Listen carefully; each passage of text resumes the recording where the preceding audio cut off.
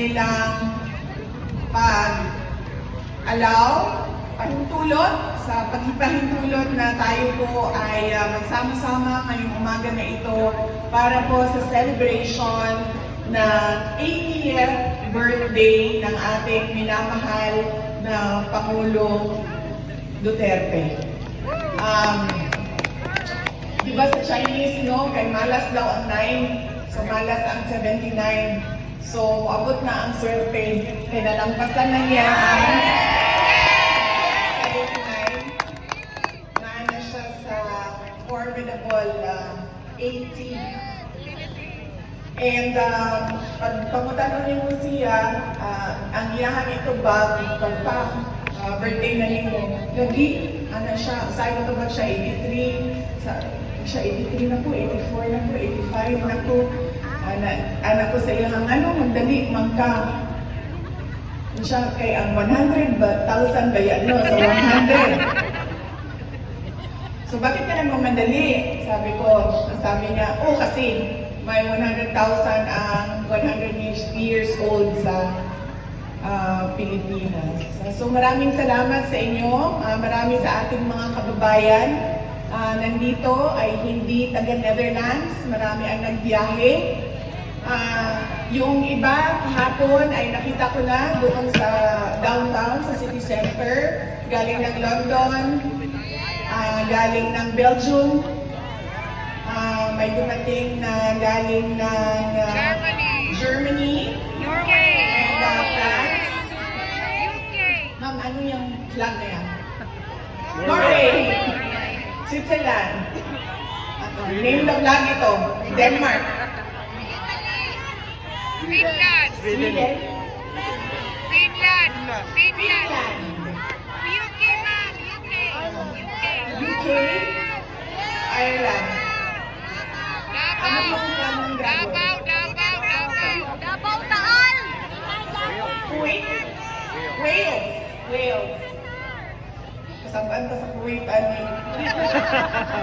lumalang ang flag naman. Davao, yes.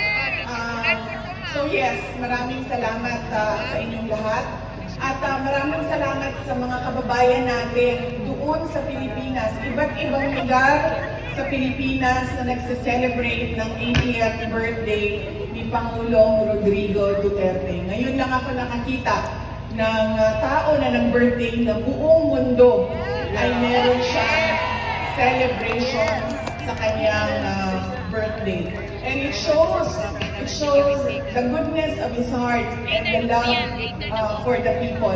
Because otherwise, the people will not love you if they don't feel the love coming from you. So thank you very much, lalong-lalo na sa ating mga kababayan na nandoon sa Pilipinas. Kanina pa sila nagsimula, alas 2 ng hapon at hanggang daw sila matapos ang 12 midnight at matapos ang araw na ito na kaarawan ni Pangulong Duterte. At syempre, ang pagpapasalamat ko sa ating mga organizers dito sa The Hague, sa ating pagtitipon ngayon. Merong nag-apply ng permit, merong nag-organize ng ating sound system, merong nag-organize ng ating mga barikada, at marami pa silang pinagtrabahuan para mapanigurado na komportable at meron tayong time and space ngayong araw na ito para sa ating picnic celebration ng birthday ni Pangulong Duterte. Maraming salamat sa inyo, mga organizers natin. Paalala ko lang, dahil kahapon nandito po ako, kumuha po ako ng mga gamit na hindi kailangan o hindi ginagamit ni Pangulong Rodrigo Duterte doon sa loob, ay pinakuha sa akin. Sinabihan ako doon sa loob na pakiusapan tayong lahat, kasama na ang media, na huwag mag-video footage at pictures sa kanilang fasad ng kanilang detention facility, lalong-lalo na sa mga tao na pumapasok at lumalabas. Bawal po sa kanilang protocols ang videohan ang kanilang detention facility. So pakiusap ko lang, sundin natin kung anong protocol nila dito sa videotaping and sa recording and sa photography.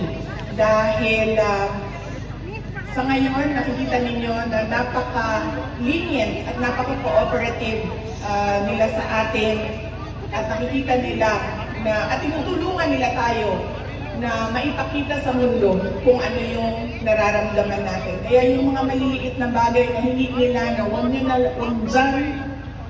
dyan kayo mag-film at mag-videotape ay sundin natin.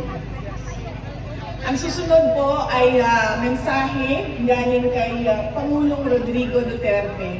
Sinabi niya ito sa abogado kahapon at sinabihan niya ang abogado dahil hindi ko makikita si Inday Sara bukas dahil ang nakaschedule bukas ay ang aking kapatid si Veronica at si Shelito, ang kanyang mama. Sabihin ko sa lahat ng mga supporters ni Pangulong Rodrigo Duterte at sa lahat ng mga abogado na kaibigan niya to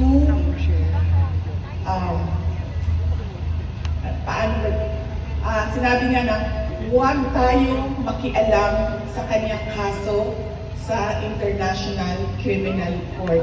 Hayaan natin ang kanyang mga abogado at ang korte mismo magdesisyon kung ano ang mangyayari o ano ang susundin kapag